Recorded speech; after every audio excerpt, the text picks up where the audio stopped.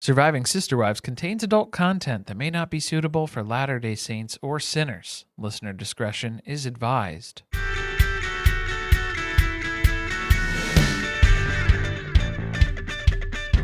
Hello and welcome to Surviving Sister Wives. I'm Corey. And I'm Carly, and we are here at the mid-season break. 20 episodes in. This is season 19, episode 20. For everything, there is a season. And a mid-season.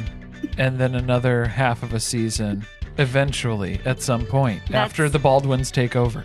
The length of 2 seasons. A couple of seasons in this season. I have to tell you, I'm a little defensive of the Browns about this because I know this is a strategy that they deploy over at Viacom when they don't want to pay you more for a season. They just make it an A and a B. And then they don't have to renegotiate your contract. They do it to the teen mom kids all the time. Are they kids? Not anymore. Some of them kind of still are. Ryan still is. He's showing growth. Growth is a stretch, but okay. And you heard us right. There is going to be a mid-season break. How long? To be determined. But what it seems like is this new show about the Baldwins that nobody asked TLC for is going to air for what, probably 8-10 episodes, something like that? No idea. Yeah, usually those initial seasons of stuff, but that's like the test run things of like Plathville when that first came out, that was only like 6 episodes and stuff like that. So even though it's a newer show, it is an established celebrity family that nobody wants to find out anything more about right now. So I guess they don't need to prove themselves. They are going to try to win us over, I guess. If you're excited for the Baldwins, can you let us know? Can you stop listening now? Because I have nothing nice to say about the Baldwins. So assuming Sister Wives will be back as soon as that ends, but we are not going anywhere. No rest for the weary over at Surviving Sister Wives. We're going to keep cranking out episodes over here. Don't you worry. And I think what we're going to do is something a little fun. I could use some nostalgia. We did a little trivia over on Patreon. And when we were going through and doing the questions, we were going back and rewatching old episodes. And it made me want to go back to some of the classic moments from Sister Wives history. So we'll be handpicking some select scenes to review in greater detail and to kind of go over with a fine-tooth comb. But there's a catch. For those of you who are familiar with our work on Seventh Heaven over on the Patreon, we're often impaired when it comes to those types of recaps. So there may be some substances that are acquired in the process as well. So stay tuned for that. We're going to be starting the Sister Wives rehash next week. But first, we got to get through this episode. The TLC description for this one is, on a road trip across the country to move Janelle to North Carolina, Christine, Janelle, and David stop at a bar where Janelle has her first shot ever. The fate of Meri's B&B is up in the air, and Kody and Robin have a heart-to-heart with Rora. I have a confession. I have reached my limit with the Kody and Robin storylines this season. I could have done with some more church shopping footage and less of the progression into religion for each individual person in this family. It just feels so manufactured and forced that I've had a lot of patience up until this point, and now I can't take it anymore. So what, should we start there? No, I hope not. You can't skip my rewrite. No. A familiar face greets Christine and Janelle as they leave artifacts from their marriage to Kody behind. Meri runs out of friends to run her B&B. Rora channels Rebecca Ann Lehman to confirm the rumors are true. There is a special man in my life. It's going to be a drop dead gorgeous heavy episode when we get to that part. So buckle up, everyone. Da, da, da, da, da, da, da. I do have to say, well, are we going to start with Thelma and Louise? Yeah, it's another moving day. So that's always big news in the Sister Wives franchise. Another day, another U-Haul. It's a big old truck. We're piling it full of stuff. We're not ratchet strapping anything down. Fuck it. Let it all bash around all the way to North Carolina. It's all packed up. It's a long drive. That's a long drive. That's real far. And Janelle is not going to drive that truck by herself that distance. So she has recruited David and Christine to go on this road trip with her. And Truly, because, she's not going to go to her dad's for the weekend. Yeah, we're not splitting custody here. What do you think this is? Does seem like it would make this a little easier, but guessing Kody's not around. He's been scheduled to work. It's not an option. I have to give a shout out to David and Christine before we move on, because I did receive the drywall tortilla tutorial that was discussed in the last episode. Very impressive. Quick turnaround time. 5 stars. Good advice. A thorough tutorial. They even had like a whole wall that needed repair. I asked if we could get advice on how to fix the drywall tape that's separating from our walls and our ceilings. Yeah, I think we should have been more specific, because David was great with the tutorial of showing us how to do that on a wall. Didn't ask him how to do that on an 18-foot ceiling. So that's the next thing that we've got to figure out. But I don't blame David for that part of it. That's my own personal problem now that I have to deal with. And he's given me all of the information that he has available to him. And it was David's first cameo. I mean, not his first appearance on camera. We know that happens on OnlyFans. Yeah, well, maybe. It's always nice to be someone's first. I liked that Christine said it was the cutest request she's ever had for a cameo. Thank you. You really questioned my approach, too. Well, I think I got confused when you directed absolutely none of the cameo to Christine, and it is Christine's cameo that you applied to. So I thought that was maybe a little rude. No, I literally was like, can David make me a tutorial explaining how to do this? And I did not say like, big fan of you too. No, nothing. No. Would love a hello. Nothing. Just like, I needed this old house style instructional video from David. I don't think that's what it was, but it was his own version of it, Made it his own. He didn't have a New England accent. There was no... Is that what you needed out of him? Yeah, Christine can do it. There was no horrible coffee for Christine. Anyway, 10 out of 10 over there on Cameo. Where are we? Oh, David almost crushes the truck. They're not going to get... don't you put a deposit down? What is it? You have to get the insurance on the U-Haul. I mean, do they bother with that anymore? If you're using your rewards points, I don't know. Does that... I don't know how that factors in. They're at this storage unit where I guess Janelle has stored most of her kitchen appliances. And boot lamps. The boot lamps, did she get them out of storage? I hope so. I hope they came to North Carolina with her. It'd be very fitting to have them in her North Carolina living room. By the way, guys, on our Etsy page, you can own your own Janelle boot lamp in the form of a pillow. I don't know if people are aware of that, so I feel like we should just say it. So, yeah, it's out there. It's available. It's an option for you to add to your home decor. You could do that. Those storage unit gates are dangerous. Like, can confirm. And they don't mess around either. So, yeah, they don't like people tailgating through and having multiple vehicles enter and exit at the same time. That's not how this works. So Janelle has a heart attack when David is slowly meandering the truck at what I can expect is a David pace. Oh, that's what you think happened? Up through, and then he just parked it halfway, and she's like, go, don't stop. You gotta keep going. Clear the gate. She freaked out a little bit. A little bit. I think we needed Janelle to take a little Xanny before we got in the car. I mean, she's already stressed out. She hasn't slept. She is doing nothing but thinking about this move. Her voice is already very hoarse, and that's before she screamed that they have to go. I think Truly bit him. Oh, is that why he had to stop? He had to bandage his arm. No, I think it's very cute that David and Truly have gotten to the point where they're going on long road trips together. And Christine and Janelle are in the other vehicle, the pickup truck, Thelma and Louising it. Hopefully not off the side of a mountain or something. No.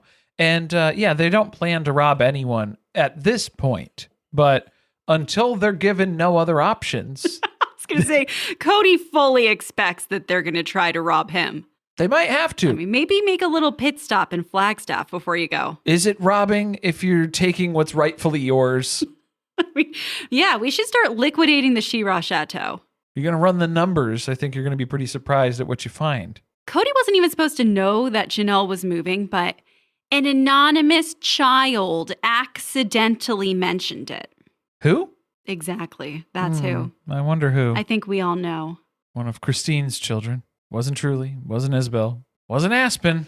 Wasn't Gwen. Wasn't Peyton? Probably wasn't Peyton. Mm-hmm. I think we know which one. The only one who really seems to have any type of relationship with them anymore. It's not like he showed up there at the storage unit trying to stop her with a boombox outside. You think he was going to say anything at the storage unit? I think he's got shit stored there too. Oh, yeah. He came to make sure that she didn't take any of his knickknacks. All the shit from his nightstand. I have so many books. Janelle, you're not taking all of my wonderful literature, are you? Leave that here. That's mine. What was the confession here? It was that Kody, he knows something he's not supposed to know, but he knows it. And they don't know that he knows what he knows, but he does know it. And he's not happy about it. And, well, yeah, I guess that was the main summary. He's moved on, where he's happy for Christine. She's moved on. She's found love, true love. And that's okay because he wasn't interested in having a marriage with her anymore. That's fine. Yeah. But for Janelle, he thought he still had a chance. So this is like really upsetting. But he didn't really have a chance, did he? No, she's been telling him for so long, repeatedly now. No, dude, it's over. When we get a big confession from her in the car, because everyone thought maybe Janelle was backsliding a little bit when she went out to dinner with Kody for her birthday last season. It turned out she was just using him for dinner reservations, basically, was what was going on. She decided either I'm going to sit here alone on my birthday because everybody else is busy, or I guess I can have Kody pay for me to go out to dinner at Mariposa. At a nice restaurant that I've been wanting to go to. She never thought she would get a reservation there. And you know she's not going to call up and make the reservation for herself. Doesn't fit in the budget. Yeah, she has no excuse to go and do something that would bring her joy. All right. This is my greatest desire, was that we should have had an entire season of Janelle just making Kody think he had a chance and having him like go on useless errands or go to buy her things that she wants or needs. And the whole time she has no plan of ever getting back together with him. Just stringing Kody along. Mostly Kody and then also Robin. Because then you're teasing that idea that she could still have a sister wife who's around, maybe, but not really. Well, there's no way Janelle was going to lunch with her. It's not happening. I think she could do the Kody thing. She wasn't going to bother stringing Robin along. Not interested, no. But we're going to make some pit stops here on the road trip. We've got a few things planned because a Brown family road trip, you know, we got to stop off, add some time. Or just make sure we have safe places to pull off the side of the road in case we get a flat. Well, it has to be things that are way out of the way that we have to go to as well. That's just going to add so much travel time into this trip. This place is not, though. They're going to stop at Plot's Plot, which is somewhere in Arizona. I don't know why, but when we were watching this, I thought that they'd gotten like halfway across the country by now. No, they haven't left the state yet. No. So close. They just happened to see this on social media somewhere, the social media, and they decided, yes, they have decided to go to Plot's Plot. It's basically just a glorified storage unit for things that people no longer want to own anymore. It's like Coyote Pass. Kinda is. It's a barn dominium. Okay, this is another idea of how they could leverage Coyote Pass, was they could do something like that. Do a Plot's Plot. Make it some kind of destination that becomes popular on social media. And I mean, it kind of already is. Coyote Pass is. It is sort of a destination just in and of itself for people to go see. Has anything happened here? Nope, still nothing. It's just a lot of people doing research. See, you need to make something else there, something tangible, something sentimental. This is all stuff that would be right up Kody and Robin's alley, too, I think. Oh, they would love to loot something like this at the end of the night. Yeah, they're going to go parsing through. It's like opening a box that you ordered from QVC a couple months ago. You don't even remember what it was, that sent you into this frenzy that you just had to have it. And now you're opening it again. It's like a whole new rediscovery process of what you bought. What a rush. Whoa. But no, it's just a storage unit shed with a passcode that you get access to that you can unlock it and go into there. It's just out here in the middle of the desert. So I'm very curious about this. Do people take things out of them? Because I would like to take what was left behind out of this one. It sounded like they were just as confused too. So I don't know. Because they were like, does somebody come and clear this out every once in a while? Or Christine is clearly disoriented because the first thing that she points out is the bag of Cheetos. Well, the first thing that happens is when they open the doors, they swing this open and David yells, there's 2 heads in there. And you can't just yell that when you open a storage unit in the middle of the desert. Terrifying. You can't just scream that with no other information, David. Okay, that was scary enough. And then they step inside and we get a shot of the 2 things that he's talking about. And why is one a literal piñata of Kody Brown? Like, was Meri here? Or were Tony and McKelty here at some point? If they made a crude rendering of Kody and Meri's faces, I don't know, because it was a blonde woman piñata next to the Kody piñata. Is there footage on the cutting room floor of the 2 of them just hysterically laughing? Because there's no way they didn't look at that and think it looked like Kody. Because at this point, yeah, Christine is still looking at some of the other things. She notices her favorite things are the bag of half-eaten Cheetos and an empty bottle of Dr. Pepper, which I don't think those are sentimental things. I think that was just somebody didn't have a trash can. And so they emptied out the car. They emptied the car as part of this journey here. That was what was left behind. So Christine was very impressed by that for some unknown reason. But then they are leaving their sentimental items. And I think it was at that point when Christine talked about her dream catcher because she's been having night terrors, nightmares. She's still suffering from PTSD where she'll have dreams sometimes where she's still married to Kody and it's a nightmare. And they live in one big house. Oh no, it's just getting worse and worse. So it's a dream catcher that she bought in Flagstaff. So then it's kind of just the entire essence of Flagstaff for her, leaving that behind too.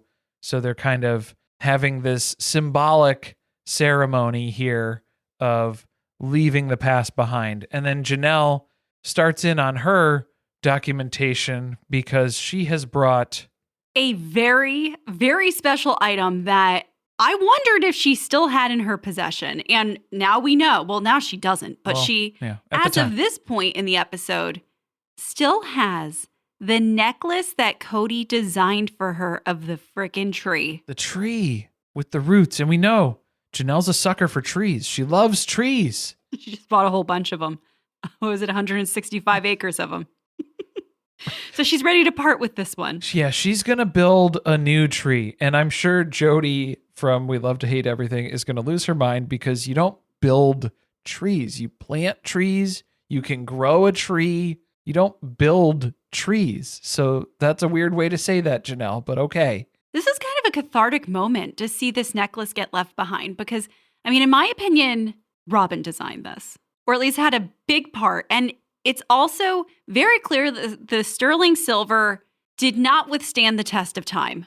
You seem to be under the impression that it looked tarnished in some ways. Yeah, I did. You didn't think so? I don't think so. Maybe that was just the distance, or it was a reflection of the piñatas that surrounded it or something.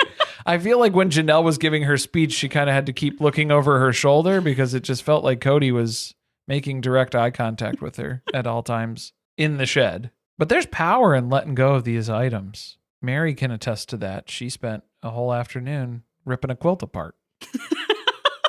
Piece by piece, thread by thread. If she had just known that she could just leave this shit in a shed somewhere, that would have saved her a lot of time. She's like, oh my God, damn. I should have done that. You got to let me know where Plot's plot is. We're going to have her and Jen, Thelma and Louise 2.0. Yeah. Which, by the way, Meri told one of the best stories that she's ever revealed about her relationship with Kody, and it was not on this show. It was on Friday with Friends. It's another secret story that she's saving for her book, because Christine's publishing a book that's due out in September. Meri's book still doesn't have a delivery date or a publishing date, so TBD on that. But she's thinking up the story. She's trying to tease out what she's got because these are unique to her. And this little ditty is about how Kody was out with Meri in Vegas one day and they made a little pit stop into an art gallery. I think we can all guess which one it was. And Meri started to look at the art because why else would my husband bring me to an art gallery? And she's pointing out some things that she likes. And Kody's like, oh, well, that's nice. If you want to look at it, you can go over to Robin's house because I only stopped here because I bought her something and I needed to make a payment. Yeah, I put a deposit on that exact piece. So if you want to go look at it, go to Robin's house. I feel like Meri has a lot more stories like this too. And that's why we've been waiting for a book with a collection of these stories all in one place. I got to tell you, between a book by Meri and a book by Christine, I really want to read the book by Meri. Like, I will support Christine. I will read the book, but I feel like it's going to be like very sugar-coated, and I would be surprised if she dwells a lot on things like that versus looking forward to the future. And Meri and Kody's relationship was so horrible that I think the stories that she has would blow Christine's out of the water. Yeah, and I mean, I feel like Christine has been kind of an unreliable narrator as well when it comes to family history or the way that things were. So Corey, her all story, of them are. They had us understand. fooled from the beginning of this show that they were a functional family. Well, I know, but even just looking back on the show and things that were filmed or storyline type things, there are some recollections that Christine has that doesn't always line up with what she originally told us, or it kind of shuffles around a little bit. So I think that's where I'm kind of hesitant to just jump in on whatever's being published on that side. But Christine's first to publish, though, so that's going to be tricky. Meri's got to stick to a better writing regimen here. Better off when you're first to market. But that's a good lead into like the next little section that I have, because it was them repeating the same stuff that we had heard them talk about, I don't know, 1 million times already since the whole divorce first occurred, which is all the truth coming out about how Kody spent his time and how at one point it was equal, but then it wasn't. And then Robin denying that she ever had an issue with Kody not being around. It was her sister wives, a few of them, who had issues with that. Not her, though. No, she was good. not her. Whether Kody was there, whether he wasn't there, even though it seemed like every single time anybody asked if Kody could be somewhere, and then it was, oh, no, sorry, I have to be at Robin's because there'll be hell to pay if I'm not. But I don't mind if he's somewhere else. I didn't even notice. In hindsight, the flexible schedule probably wasn't the best thing, according to Kody. Cody's a little loosey-goosey in hindsight, a little too loosey-goosey. Maybe we should have planned it a little bit better. He was just out there winging it. He did talk about how some families are super rigid with the schedule, to the point that if it's an important anniversary or a birthday, doesn't matter. You still stick with the rotation, and then the next day that you're with that wife is when you celebrate whatever passed. I kind of think that's fair. I don't know. Am I just like really inflexible and annoying? I mean, I feel like if you had one night per week or whatever it was in that span, and then you schedule it out, it doesn't need to be the same nights every week. I think that's where they started. And then it grows to, well, now you've been back-to-back nights at this wife's house between like what would bridge 2 weeks. And then it turns into just never leaving Robin's house. Well, I'm in the cul-de-sac, which is basically like being in your house too, because it's right across the street. It's the same thing. That definitely was the gaslighting that occurred with that. And then, of course, Meri and Robin are not sister wives anymore to Janelle and Christine, even though they are sister wives to each other. But we wish Meri all the best. We wish her a loving relationship that she so badly deserves. Dear God, I hope she finds out what love is at some point. They said it was like, was it a well wish or was it kind of like pity? It was a bless her heart. I think Janelle did say bless her heart at one point, and she's moving to North Carolina, so I think she knows what that means. Bless her heart, Meri. That Meri girl, man, let me tell you. And then the laughs, they laugh so much they cackle about Robin's divorce requirement. The one where you gotta sleep with another person in order to officially call it quits with your ex. Well, because Meri did do the official stuff. It was through the church, the unsealing that took place in the ceremony. And Janelle was talking about how, yeah, I've considered that, but I didn't even know who to call. Maybe call Meri?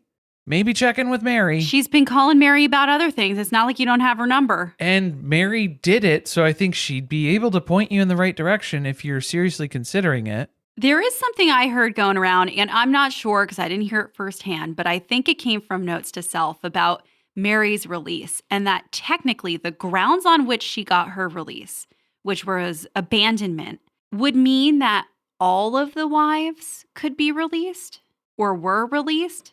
Like, they don't necessarily need to go and ask for that now. The unsealing that took place. I think that's correct, guys. Well, and also it means that that Kody and Robin wouldn't be able to add wives again because now you're not fit to be a plural husband. Declared a loser in their church. What a loser. I don't know. I still think that they make rules up as they go. Well, and that's not verbatim, as we're assigning the loser role from our personal point of view. That may not be the stance of... Oh, you don't think that they stamped Kody's paperwork? Instead of divorce, it just says loser. Loser. Yeah, I don't think they did that. Oh. I think that's just for us. Although, I don't know, like, is that true? Because Robin is now saying she wants to see Janelle and Christine get their spiritual marriages dissolved too, which is quite a turnaround from the Robin Brown that we heard about. But you know what? That actually tracks because it seems like Robin has no fucking clue what the requirements are in their religion for divorce or for spiritual releases, because she was the one who brought that same theory of if you bang somebody, then you are divorced. And that is when you're officially cleared out of your spiritual marriage. So something tells me she doesn't really know. She doesn't know what's going on. No, I don't think that we're going to trust her. Then they get talking about Coyote Pass. Oh, yeah. How it's just sitting there. It's costing money. And Janelle could really use a cash infusion for her new life. I mean, she's going to be there pretty soon, and I don't think they're going to have this resolved by the time they land in North Carolina. If you'll refer to your packet, it has all the information, but... I'm asking for $2.2 million. With a generous cash infusion, I would be able to really improve my living situation. As we've heard before, the money to purchase the She-Ra Chateau, a lot of it came from the money that Janelle made on selling her house in Vegas. And she thought, okay, this is how this family works. When someone needs money, we pool our resources together, and then that money comes back to the family at some point, and then those resources get passed along to the next person that needs them. I think it's only if you have an abundance mindset. And if you practice the the visualization and the vision boarding, then I think that's when all the assets flow in your direction. So then we need Janelle to make her own vision board, and she's got to put the She-Ra Chateau on it with a bunch of money pouring out of the bottom of it. Yeah, but I don't want the She-Ra Chateau. No, she wants the money sucked out of it. Yeah. The equity. A vacuum cleaner with some money on it. Maybe just a big check. Yeah, that'd be good. Which I guess is not coming out of the family account because this is something that aired in the Australian version of one of the last episodes. Kody closed the family account and just didn't tell anyone. Didn't let Janelle know, who does all the bookkeeping and is apparently in charge of the finances, according to Kody, even though clearly she's not because Kody just walked in and closed an account without her knowing. I bet you that thing's been at zero for like a number of years now. Well, either that or I liked your theory when you were speculating that he was probably just trying to hide the account history that showed that, yes, they were sharing resources and pooling those accounts, and the money that was coming in, the money that was coming out, the things that were paid for out of that account. There's a lot of transaction history that can go to prove a case of what Janelle and Meri are owed in terms of the equity in Coyote Pass. Something maybe a lawyer would be interested in looking at. I don't know. A little bit. I feel like even if you close down a bank account, if your name was on there, you should be able to still get the records. Go to the bank and say, hey, I just need the transaction history for this account. And then they'd be like, okay, I'm going to need you to log into your account. And then you have to explain, the account is closed. The account is love gives you wings.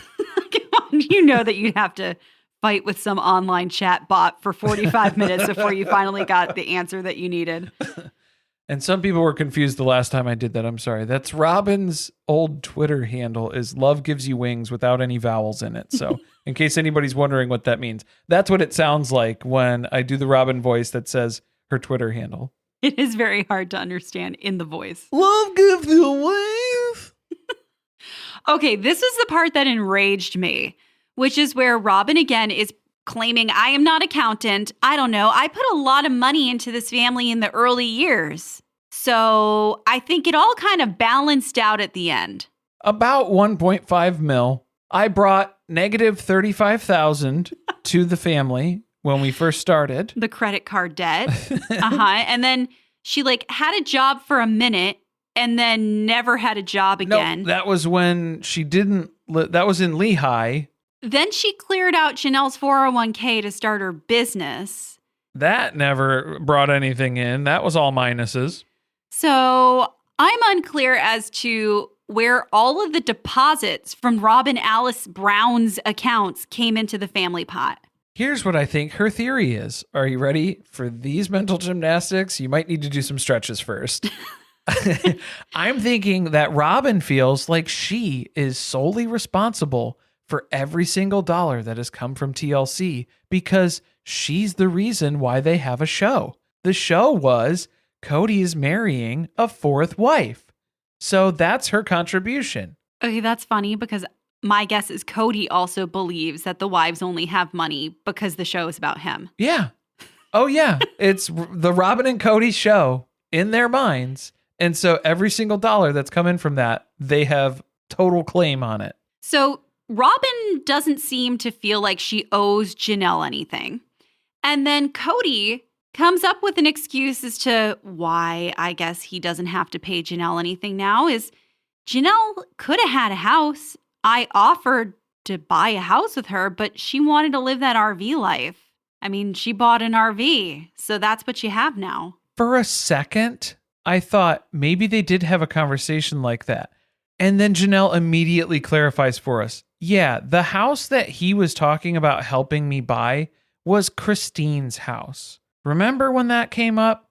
And that was Kody's bright solution to everything was because Christine was selling her house. Janelle needed a house. So there's two pieces of the puzzle that just go together perfectly for Kody.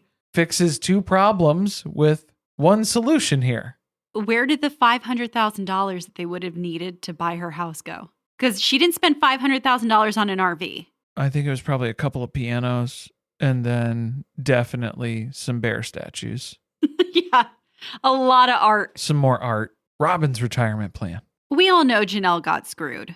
It took her a while to figure out that she got screwed, but I think she's aware now too. She's far enough out from it where she has the understanding that if I'm not careful, I can really end up in a bad spot. I'm already in a bad spot. It's not good. And I need to be careful how I navigate the next few steps. So what is she doing? She's picking up everything in her life and she's moving all the way across the country to just go all in on this next adventure that may work. It may not work, but it needs to work because if it doesn't, she's really fucked.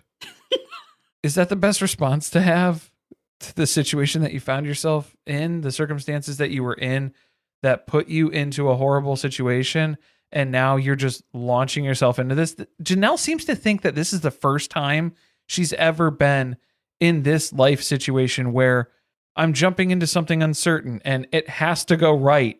Otherwise, I'm screwed. That's not the first time this has happened, babe. No, we've watched this happen over and over and over again over the years on this show. We think the plan out just enough to get to the next step where we spend a whole lot of money, and then everything after that, not well planned. So here we are again. It scares me that Janelle's solution to her new future, her new life, her new everything was a move. because that has always been the family solution.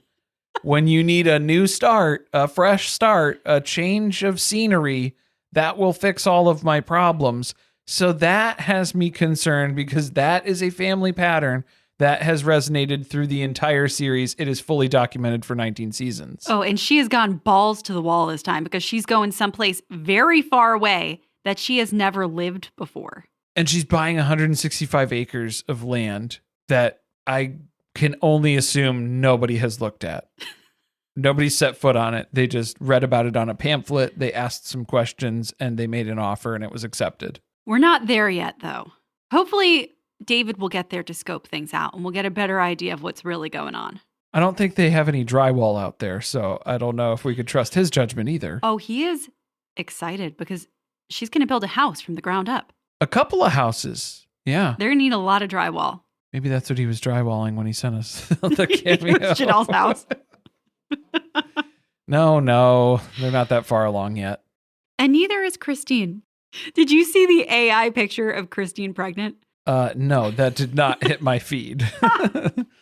Yeah, it's not good. You know, maybe I understand that AI, people are excited about it and they think it's technology of the future. Let's not use it until it actually works. Well, you have to keep feeding it so then it knows what it should look like. We need smaller hands. Oh boy. Smaller hands? You'll see the picture. I'll show you the picture later. Sounds terrifying. It is. Okay. A book and a baby. Oh. Well, so they are going to leave Truly behind in the hotel because she is peopled out. And I identified a lot with Truly in that moment. Same girl, same. This is like when you have to go on a business trip and at the end of the day, you're like, okay, I just need to sit alone in my hotel room with the curtains closed. And a gallon of ice cream. And leave me alone. See you tomorrow. They're going to stop off and they said get something to eat, but instead they decide to go to a bar where they just order drinks. They might have some food too. I didn't see any. It didn't look like they had food. They're in Louisiana, so maybe they'll bump into Gypsy Rose. That's all I had to keep an eye out for in the background. We can only hope. We'll be covering that over on Surviving Reality when it comes back in March, so that'll be exciting. We didn't get enough Bayou accents. No, not nearly enough. And we didn't see Rod Blanchard, so Amy Archer's going to be pretty upset. What to order at a bar? Janelle is just not familiar with this environment. She's done things like ordered wine before at dinner, but never gone to a bar and certainly has not had a shot. Shots. Yeah, we needed some music. They couldn't pay for that? No. Wasn't in the budget? I would love to hear their royalty-free version that they would be able to find. And I don't know what the lyrical content would be, but something about chasing Catholic girls, probably. Because that was what they played at the wedding reception. And that was so fitting. So weird. So fitting for that. They confused that. That was supposed to be the music track for Aurora's baptism. Oh, dang. Yeah. Well, now we wasted it. Also, please don't send me messages. I know that Catholic people baptize babies. Right. Although, is Rora not a baby anymore? I don't know. We'll get there. First, we have to have some shots. Yeah. First shot ever. Yeah. Christine does seem like maybe she's done some deconstruction because she mentions that all these rules, like the things with alcohol, it kind of seems like it was just a form of control that their religion impressed upon them. And these things really aren't important to her anymore. Christine gets it. I don't know why Janelle doesn't get it, but okay. Yeah, we're getting there. I would have liked to have seen them do tequila shots, but instead David recommends a slippery nipple. Of course he does. Highly recommends. Can't have just one. We're going to have to order a couple. Well, Christine alleges she's never had one, and I find that difficult to believe. Maybe not the drink, perhaps. What was this? It's like butterscotch schnapps, I think, and then Bailey's and Sambuca, and that's where they lose me. Yeah, Carly doesn't do the star anise. What is it? Yeah, I don't like anything that tastes like licorice. I'll do the Bailey's, though. I like Bailey's. But I feel like that's going to give it like a very frothy consistency. Does everything mix or does some just kind of sit on top of the other? I think some of it sits on top. Yeah. The butterscotch sounds good. I'll be honest. I do prefer Ryan's Irish cream over Bailey's. I'm just going to throw that out there too. For the people who know, now you know. Janelle's face does not say that she loves it. I don't think she really liked it. It's good. It's good. She wasn't ready. It was burning. She didn't hate the aftertaste, but yeah, there's like a butterscotch sort of, it's a smooth aftertaste. A little sweeter. But there is a burn because, it's a shot. So, yeah. This was like a little tough to watch, knowing the role that alcohol played in Garrison's life. And like the quote at the end of this, which is, "My life is about to really change," coming from Janelle, just felt like a type of foreshadowing that I didn't enjoy. Yeah, it was hard enough when they were at the storage unit and she was saying that Gabe and Garrison and Savannah are going to stay back in Flagstaff and she's moving and this was the big change and stuff like that. That was already hard enough knowing what comes next, where this is going to be really rough. That's kind of a good lead into the segment with Kody and Robin. The slippery nipple is a good segue. I have questions around when this was filmed. So in my haze in the last episode, when we were talking about them painting the benches out on Coyote Pass, we had theorized that was, summer of 23? But it seems like it was summer of 24, which would be after Garrison passed away. They're kind of pulling footage into places where it just works with the story versus following a chronological timeline, which they usually pretty much stick to on this show. It seems like it's Easter here. There were some Easter eggs out on the counter. To be fair, decorations in Robin's house, it's kind of a crapshoot. Well, she leaves them out for a period of time, and then it's hard to know. Like, did the Valentine's Day decorations come down and Easter immediately went up? So is this like February, early February stuff, or mid-February, late February? It's hard to tell. But Easter was the end of March that year. Little timeline check as we start to go into this. Yeah, because we've got some foreplay in the kitchen. Yeah. That's starting things off here. What is happening? Kody is constantly trying to get Robin horny. And it seems like doing dishes is his go-to move. And I feel like that sounded better than his towel method, which is just post-shower flexing on Robin. That didn't work, so he resorted to doing household tasks that are usually reserved for the nanny. That doesn't have the same allure that it used to, I guess. Yeah, it's waning now. Maybe you could just come to the front door with the QVC box and ring the doorbell. Oh, a little role play. He's the delivery man. He's the UPS man. She's into it.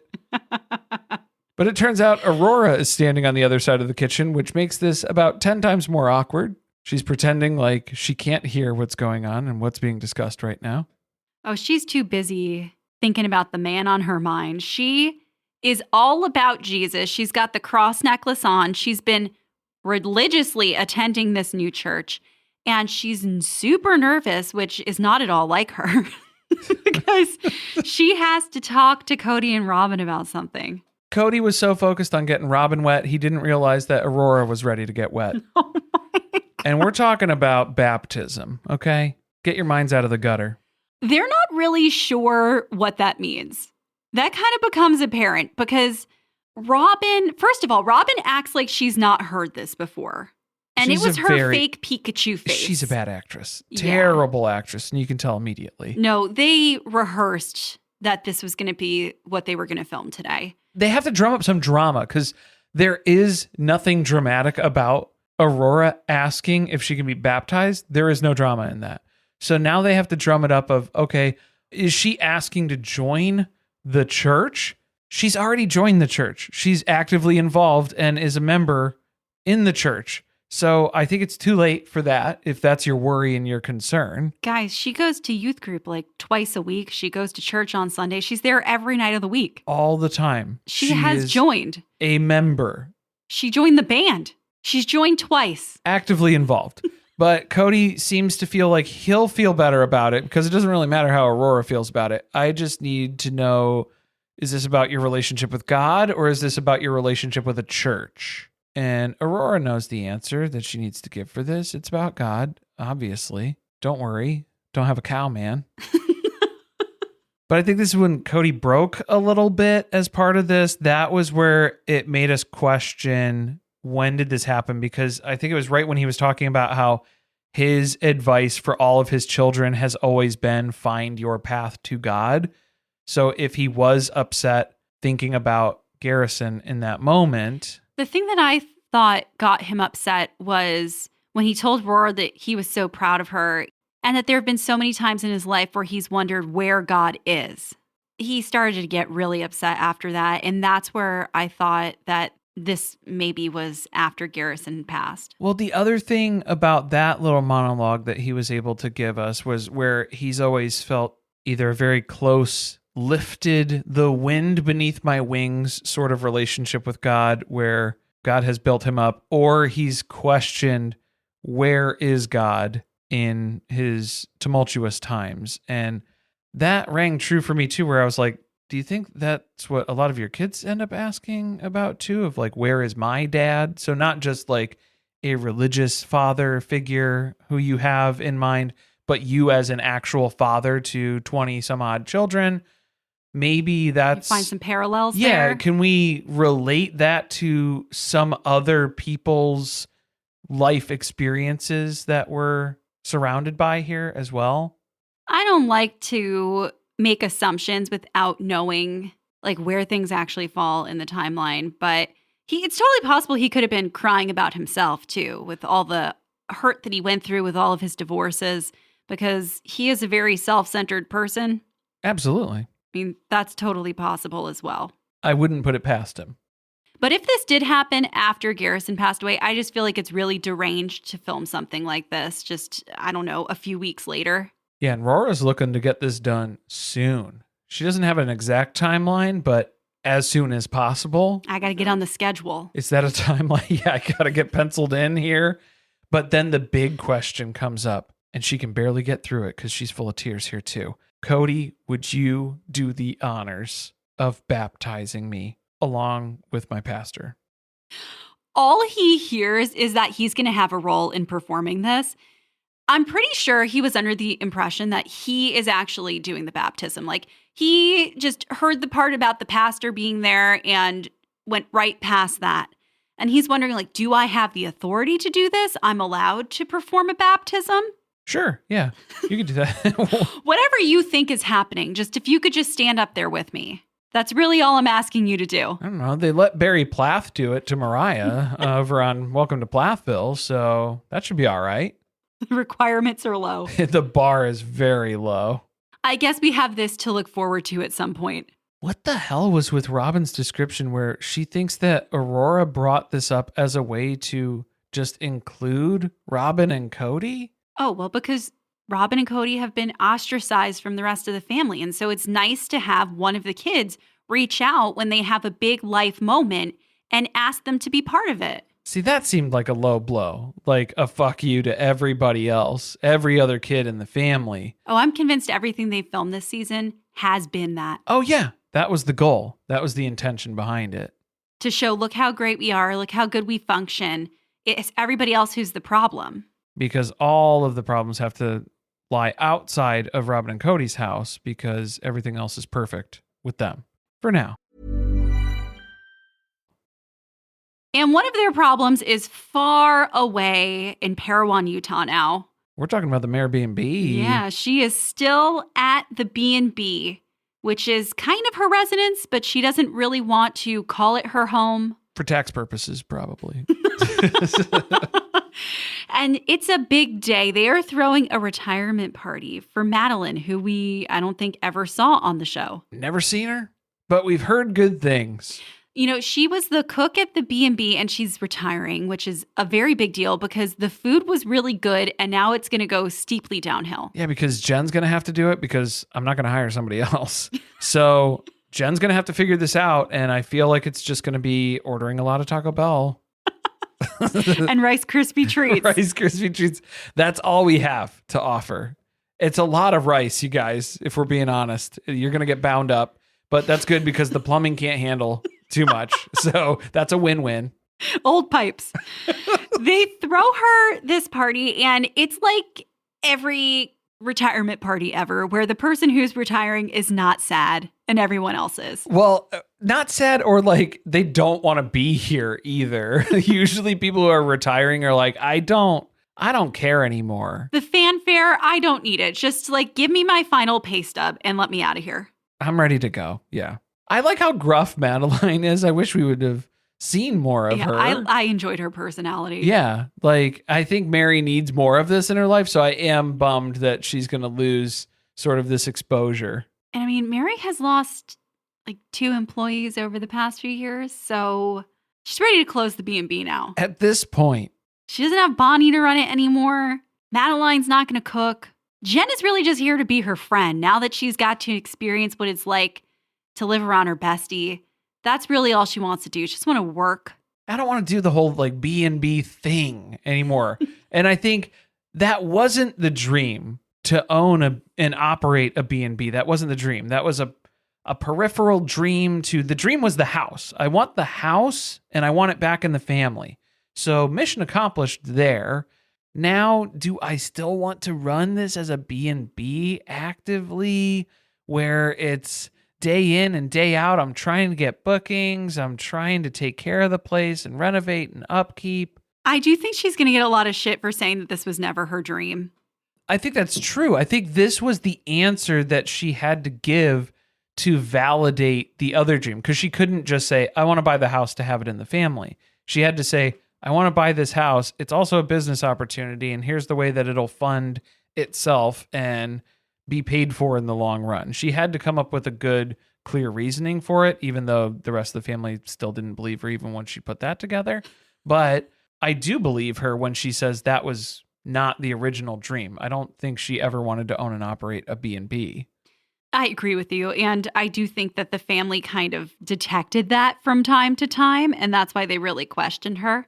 Maybe that's it. Yeah, they caught some apprehension in the planning stages there, because that wasn't really what Meri wanted to do. So they figured she was just going to give up on it at some point, and then they'd really be in trouble. But I think the dream was get the house, obtain the house, bring it back in the family. Well, I guess that's a correction from the last episode then, because Christine told us that owning a B&B was her dream. And we were like, no, that's Meri's dream. Okay, but so it maybe wasn't. Yeah, maybe it wasn't. She just beat her to opening that kind of business, but it wasn't something she actually wanted to do. She's always first to publish. Yeah.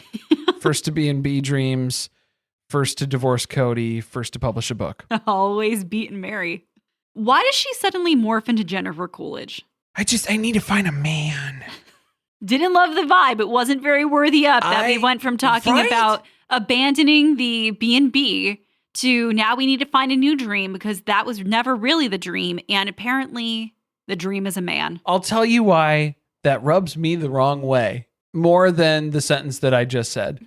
I would say it's probably for her to say my new dream is to find a man.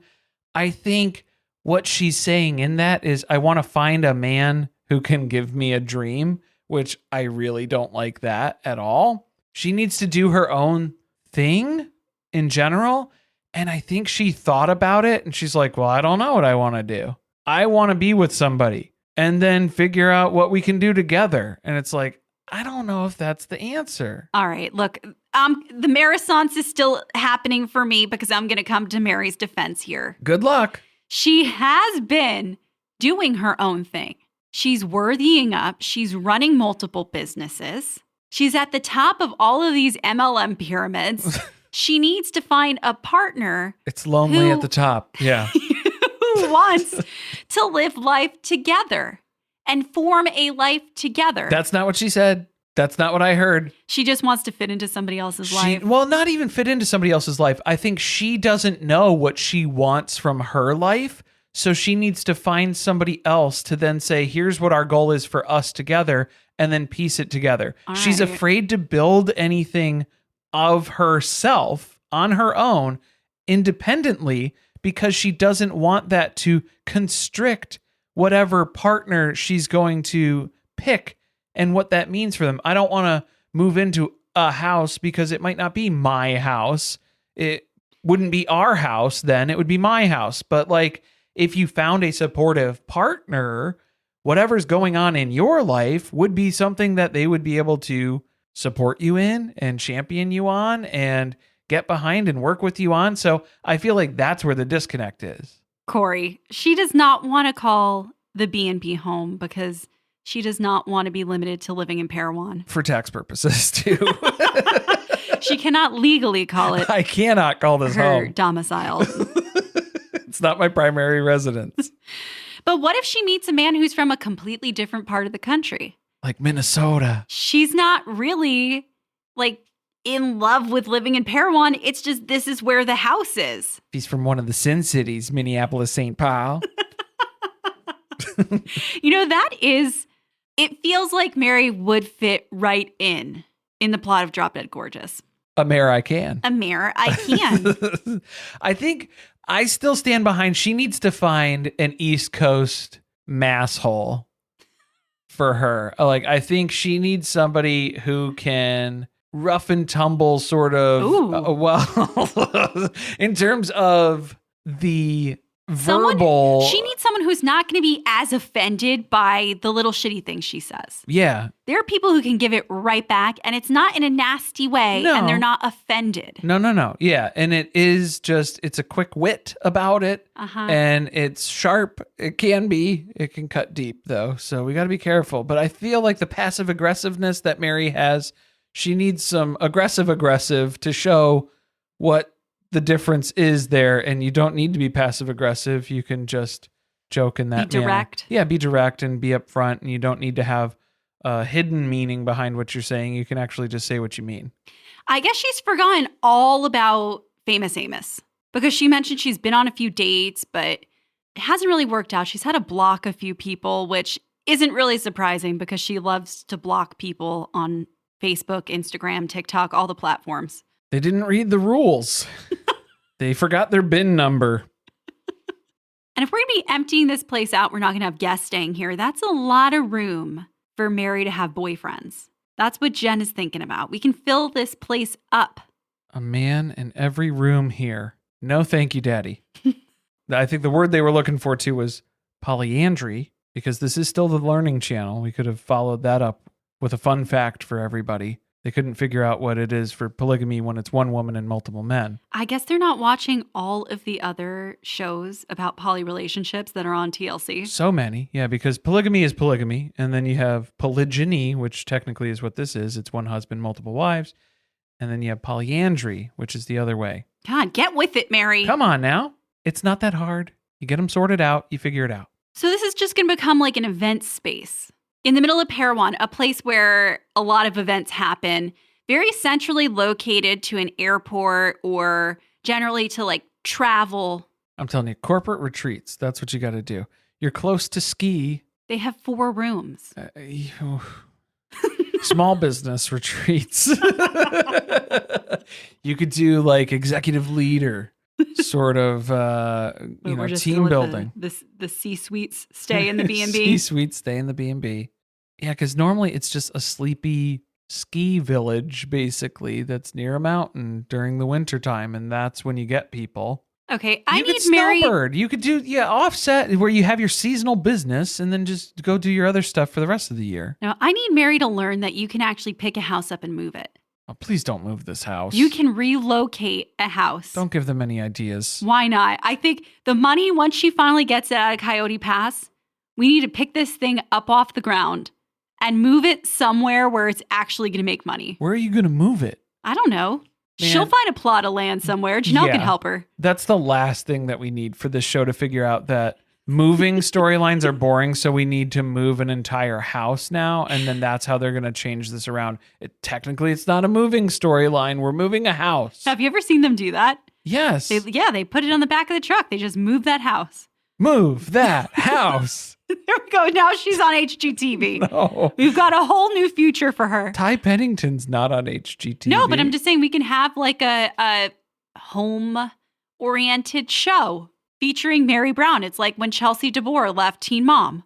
We need to start thinking about the future, Meri. You're not going to sell this book that's going to come out in 20 years. Let's get on another TV channel. This feels more like a Jen show. This is going to be Jen's HGTV show where she just helps people move houses. And David fixes the drywall. You could make, a side character appearance there. Maybe talk you through a couple of renovations here and there. Is that where we leave them right now? I think that's where we leave them. We're going to put a little pin in Sister Wives season 19. We'll find out when we return what else there is. But from what we're hearing, there's a lot more to come. This is not going to return and just have a couple of episodes. We are here for the entire marathon. The long haul. And as we said at the top of the show, we have to, add repetition so that people remember. We will still be here the entire time. No matter how long the hiatus lasts, you will have a new episode from us to listen to. So fear not, dear listeners. And thank you for listening and being a part of the Sister Wives community here. If you like what you're hearing, be sure to drop us a review on Apple Podcasts, Spotify, wherever you're listening. Also, we have another podcast called Surviving Reality where we are recapping season 3 of The Traitors, which is, like they say for The Bachelor, the most exciting season yet. But it's actually true on The Traitors, because on The Bachelor, that doesn't mean anything, if we're being honest. And we are going to be recapping Gypsy Rose Life After Lockup season 2 when that comes back on March 10th. I got to know who the baby daddy is. I need to know. And Corey has accents that stretch beyond Sister Wives. It's going to be a lot of work. That one is Sister Wives, though, too, technically. I didn't know that Janelle had an accent until this season. She didn't know she had an accent until this season either. Why don't you hit us with little Ryan from Gypsy, her ex, soon to be ex. Baby, those are my lunches. You can't just throw out good food. I take that to work. That's my lunch. God, I can't wait for it to come back. It's just that phrase, too, on repeat. But maybe we'll find some other things that I can say in the Ryan voice eventually. And of course, you can join us over on Patreon, patreon.com/survivingpod. We do lots of fun things over there. We have ad-free episodes, and then we have bonus episodes called Mediocre Down, where we deep dive into episodes of Sister Wives. We've got a live stream that we do once a month. We did trivia as part of our 5-year podcast celebration, podiversary in January here. And of course, you get the Discord as part of that over on the Patreon. And we are going to be doing our watch parties. They will continue on Monday nights. Usually we watch whatever the new episode of season 19 was, but we will be watching the episodes that we are doing in the rehash. So those are Monday nights at 9 p.m. Be sure to check the episode description for the links to all of that stuff. You can check it out at beacons.ai/survivingpod. Thanks for listening. See you next time.